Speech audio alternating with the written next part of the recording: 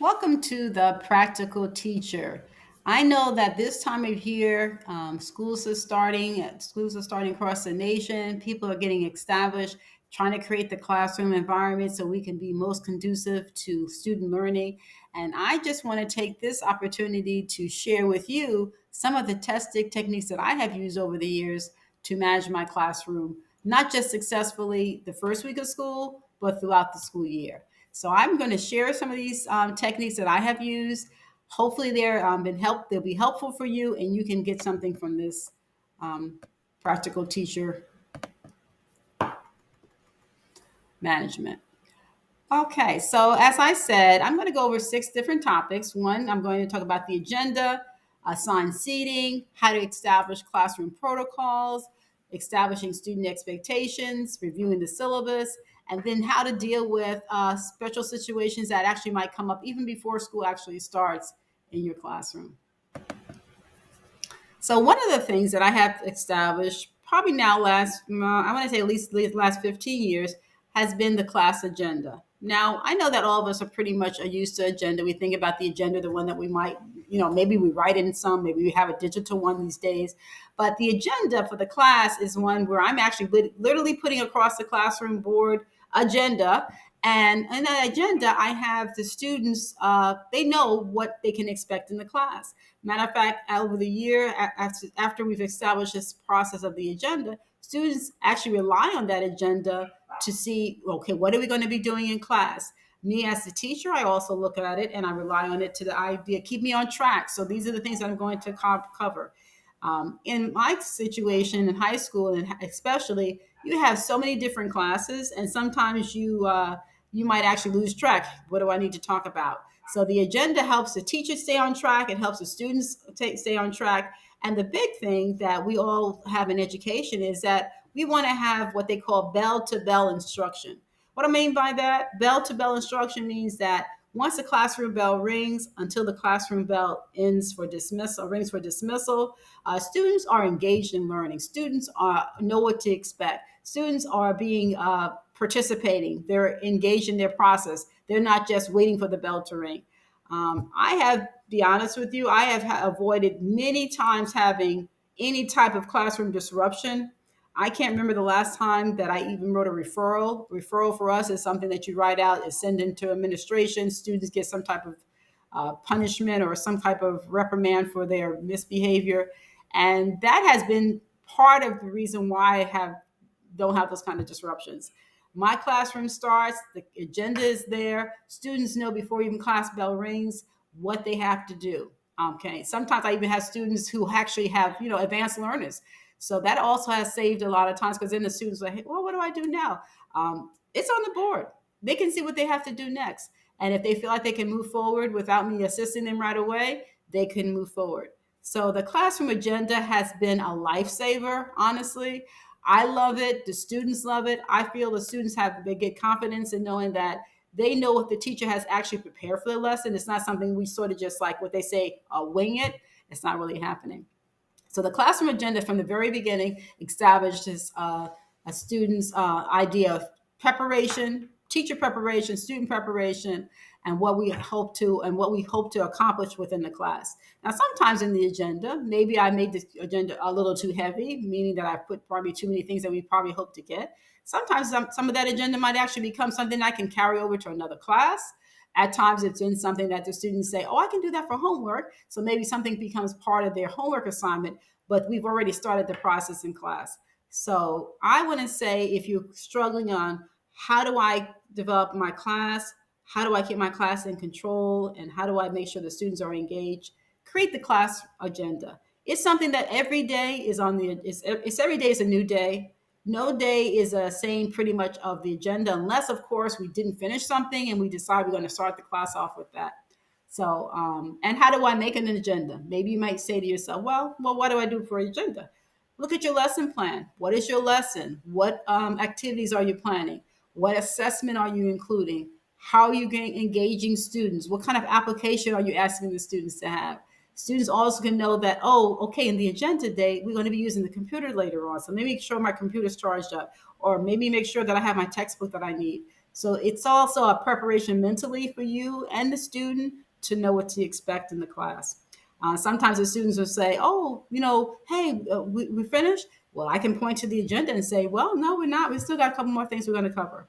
So I would say the first thing you want to do is establish that agenda, have it on the board. And I don't think it actually affects just having it in high school.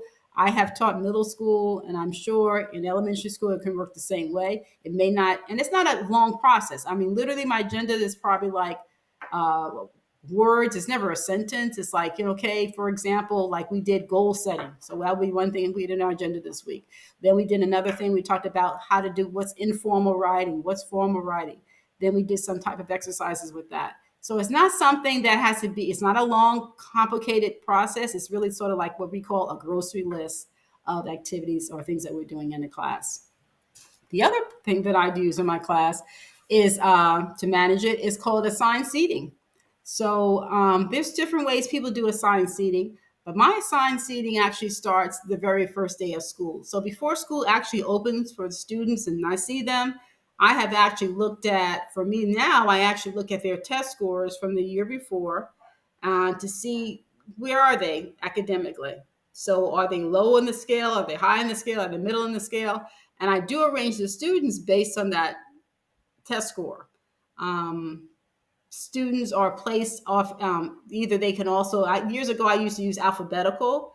I did that for a while because I was really trying to establish understanding and knowing kids names, but with the test scores it helps me to know how to group the students. So I know that if a student is low in the classroom, low in the scale, I know that I want that student closer to the front. So I want to be able to access that student. They need more of assistance. Maybe the student who's higher on the end, they might be sitting further back in the classroom. They don't need the same type of assistance. They might be able to work by themselves a lot more time, so they may not need the same type of support that a student who might be struggling. The other part of my assigned seating is that I always sit students, I alternate the students' genders but within the seating arrangement. So, for example, if I have four students who sit together, like I call it a quad, probably within that quad, of course, I have, boy, girl, boy, girl. I never really have the same gender of students sitting next to each other. And I do that to kind of balance it because you might have people, in the group, if you have all boys in the group, you might have certain things you might be accomplishing with the kids, and they may not feel the same. If you have a girl in the group, a boy in the group, it kind of mixes it up. Girls and boys have different things, regardless of what we think. They do offer different things in the classroom environment, and it actually helps to balance that out. Um, Sometimes I find that if I realize that maybe because I realize as the school year is going on that I might have to change their seating, I do actually change my classroom seating probably every semester. So we have what we call four semesters within the year, and so we change. I probably change my classroom at least 3 or 4 times during the course of the year. Now that actually changes. So like maybe the next semester, I'll look at what did they actually get in my class that last semester. Did it work out for that student sitting next to another student? Maybe sometimes if a student has a special plan like an IEP, they might need to be placed closer to the front of the classroom to provide for assistance, and maybe I can access them to help them. Maybe there's a problem student that I realize that they have to be reassigned because they basically are creating a behavioral problem or issue in the classroom. So I also tell students that the seating arrangement is actually temporary. If something runs across, or the student might say, I really can't see in the back. The back's not really working for me. I feel distracted. I've had students actually say to me, when you move me to the front, I never really liked to sit in the front, but the front really helped me to focus, and I realized I'm better off in the front. So for a student, like I want to say a ninth grade student, to tell me that and to basically recognize that the seat actually helped them, I think that's a phenomenal way to help a student, sort of be reflective and understand what they actually need in the classroom. So I have minimized, again, another issue of behavior issues because of that assigned seating from the very beginning of school. That, before, and again, when the students come in, again, they know the teacher's prepared. The teacher has decided on where they should be sitting and how the teacher's in control, not the student in control of the classroom. Part of being assigned seating, and so I'm giving you some reasons why, and it helps you to understand. It's really like what they call a power move. I'm not saying out loud to the students, "Hey, this is my classroom. You're invited in, but this is my classroom." but my classroom seating arrangement actually has done that. It minimizes your behavioral issues. You can look at the students as an academic student, decide on based on their test scores. It helps support their learning. So when they're sitting in that small group, they also are, as I say to the students, this is your community. You can support each other. Hey, your person in your group doesn't understand. You can have the opportunity to share with them. Maybe you might even help them how to do that. So it helps peer support. Sometimes we have what we do like group assignments. So that's a group assignment. They can pair off. So that's why I like to do four, because sometimes you can have students who work in pairs in that within that group, or they can work as a whole group for an assignment. You have already established groups before you actually have group work, which also makes it a lot easier. It's not like I have to move my students now. Okay, we're gonna have group work tomorrow. I gotta move everybody around. No, I've already established that when I actually set up the assigned seating. So there's so many benefits that assigned seating will provide for you as a teacher. It gives you a peace of mind, and it gives the students a peace of mind because they actually, everyone likes to know, where is my place? Where do I sit? It's my seat. This is my area. I've had students actually come in, and maybe somebody's there from another class just visiting, or maybe they lingered after another class for help. They're literally standing up, and I'm like, okay, what's going on? Well, he's in my assigned seating, because we all do like our assigned seating, whether we are teenagers or adult people. Everybody pretty much feels it's like their comfort zone, so they get used to that assigned seating. The other thing I want to say, it helps to build a real good community because students get to sit next to people maybe they never would have imagined to sit next to. Okay. They also get the opportunity to meet a lot of different people in the classroom because they get assigned seating different semesters throughout the year. Establishing classroom protocols is another management tool that I use. So, in the very beginning of school, it's better to establish that so students don't have to wonder what's going to happen. So, you want to have a clear set of classroom rules. You need to go through the rules with the students in the class. It's not something that you are guessing or they are guessing what's going to happen. So simple things like bathroom, seating, what about the phones? How about computers? Can we have the earbuds? Talking or interacting with other students, talking with the teacher, how you enter the room, how you exit the room, being on time. All of these are established classroom protocols that you want to establish early in the school year for students to know what's going to happen. It minimizes, again, disruptions in your class. It minimizes students being confused about what's going to happen. And then actually after over time, and I have seen this happen, students, because we have these classroom protocols, they can actually even share with new students that come into the class. I've seen students like, I'll put a person in a new group because they just came to the classroom, and they'll start sharing with that other person, okay, no, if we're going to do this is how we have to do that. We got to put the phones away now. We're putting the earbuds. So the students actually, because they actually know the protocol, have lived the protocol, they also have a sense of security in that process throughout the classroom. Student expectations. You want to set a clear set of expectations for students as you go through the class. You want to make it clear to students on day one what you actually expect. So, for example, this week we started in my school, and I basically started explaining to the students some of the materials they need for the class, some of the requirements that they need. So if they don't have something, this is weekend, you want to try to get your tablet, you want to try to get your notebook. So these things are expected of the class, and it's not something they have to wonder what they're supposed to do. They also establish, okay, how to contact me as a teacher. You're going to email me, okay? We talked about, if you're emailing me, then of course we're going to talk about net etiquette. How do you email the teacher? You're not, how are you speaking to the teacher? Is this part of the formal writing, or is this part of informal writing? If I'm absent, what do I need to do? So early on, I want to suggest that you create those classroom expectations for students so that they know how to be, as I say, how to be successful in the classroom. What do I need to be successful in the classroom? I talk about how how I'm going to give tests, how frequent the test might be, what kind of quizzes that we'll be having. What do you need to have the quiz? How should you be checking your grades and keeping track of your assignments? If you have questions about your grades, how do you get help? How do you reach out to the teacher for that help? I even discuss what cheating is and what plagiarism is. Many times, students may not even understand, first of all, what plagiarism really is. I've had students tell me, "Well, I have a homework site that I pay for, and that person helps me, but it's my work." And I was like, "Well, if they basically did the work, who should get the credit?"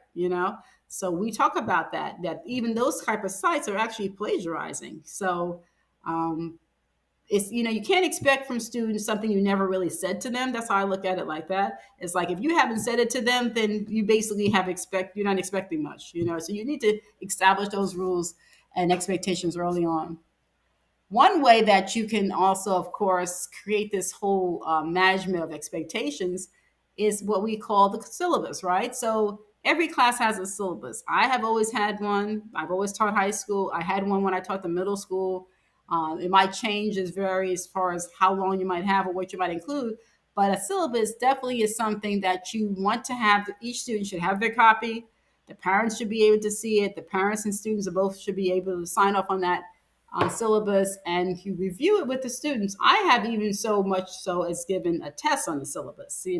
As a homework assignment, I've given them like assignments to do with the syllabus, and then the following class we might have a test on the syllabus. So the students are aware of the syllabus, they have access to it all the time. It's always available, and the parents also have have an opportunity to see the syllabus.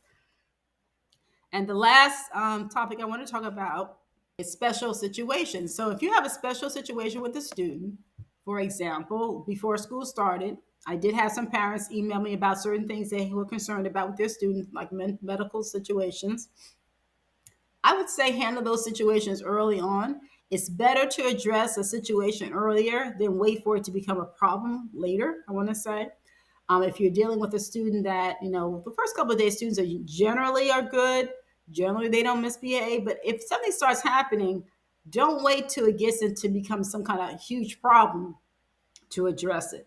So my protocol, how I handle situations, definitely with misbehavior with students, I definitely speak to the students. I never assumed the student knew what they were doing in the sense of like, okay, you're wrong. Now you got detention right away.